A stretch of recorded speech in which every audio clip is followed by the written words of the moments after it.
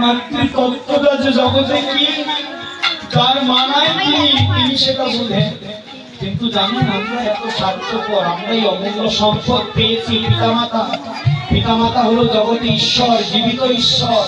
বলছে ঘরে পিতামাতাকে কষ্ট দিয়ে যদি ভগবানের সেবা করেন, ভগবানের প্রসন্ন হয় না।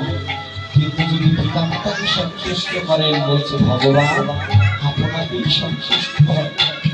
যে সন্তানের জন্য মা 10 মাস গর্ভ ধারণ করে সন্তানকে লালন পালন করে মানুষ করেছে,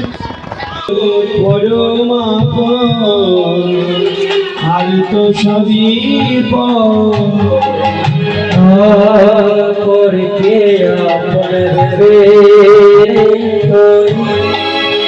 বাদলি সুখের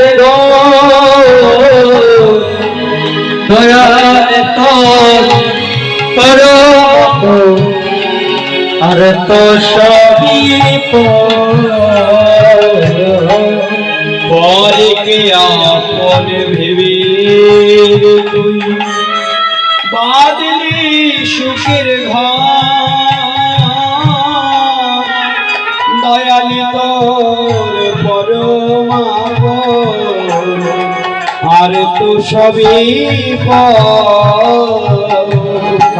পরে কে আপন ভেবে তুই বাদলি সুখের ঘর দয়াল তোর আর তো সবই এই জগতে আমরা দুঃখ কেন পাই জানেন? এই জগতে আমাদের দুঃখ কেন আসে জানেন? এর কারণ হলো, যিনি আমাদের প্রকৃত আপন আমরা তাকে পর করে দিয়েছি। আর আর যাদের সঙ্গে সম্বন্ধটা আমাদের পাকা নয়, ক্ষণস্থায়ী, তাদেরকে আপন বলে বুকে জড়িয়ে নিয়েছি। তাদেরকে আপন করি, সমস্যা নাই, ক্ষতি নাই। কিন্তু যিনি প্রকৃত আপন, তাদেরকে আমরা দূরে ঠেলে দেই।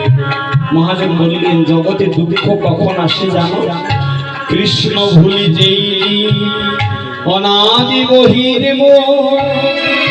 অতএব মায়া তারে দেয় সংসার দুঃখ। যিনি কৃষ্ণ ভুলে যেই যে বহির্মুখে যায়, কৃষ্ণকে ভুলে যায়, সংসারের মায়ায় যখন ভুলে যায়, তখন কৃষ্ণ তাকে সংসার রূপী দুঃখ দেয়। কৃষ্ণ ভুলি যেই যে ভগবাঞ্চা করে নিকটস্থ মায়া তারে জাপুটিয়া ধরে। আমরা দুঃখ এই কারণে পাই, কেন?